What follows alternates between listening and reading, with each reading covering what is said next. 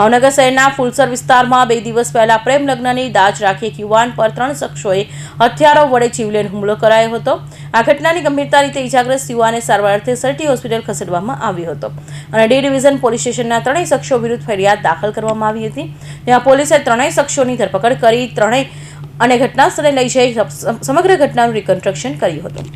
ભાવનગર શહેરના ફુલસર ગામ તળમાં રહેતા કરિયાણાની દુકાન ધરાવતા રાજદીપ તનસુખભાઈ મેર અને આજથી થોડા મહિના પહેલા ફુલસર કર્મચારી નગરમાં રહેતી વીણા નામની યુવતી સાથે ઘરેથી ભાગી જઈને કોર્ટ મેરેજ કર્યા હતા।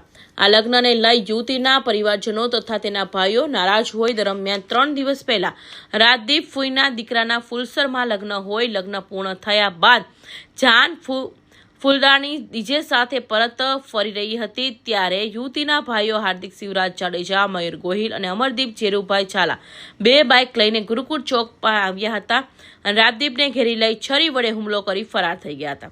આ ઘટનાને ગંભીર રીતે ઇજાગ્રસ્ત રાજદીપને સારવાર અર્થે સિટી હોસ્પિટલ ખસેડવામાં આવ્યો હતો તો બીજી તરફ રાજદીપના પિતા તનસુખભાઈ રમેશભાઈ મેર એ 3 શખ્સો વિરુદ્ધ ડી ડિવિઝન પોલીસ સ્ટેશનમાં ફરિયાદ નોંધાવી હતી। ત્યાં પોલીસે 3 શખ્સોને ઝડપી લઈ ઘટના સ્થળે લઈ જઈ 3 શખ્સોનું લઈ ઘટનાનું રિકન્સ્ટ્રક્શન કર્યું હતું। આ અંગે પોલીસે વધુ તપાસ હાથ ધરી છે।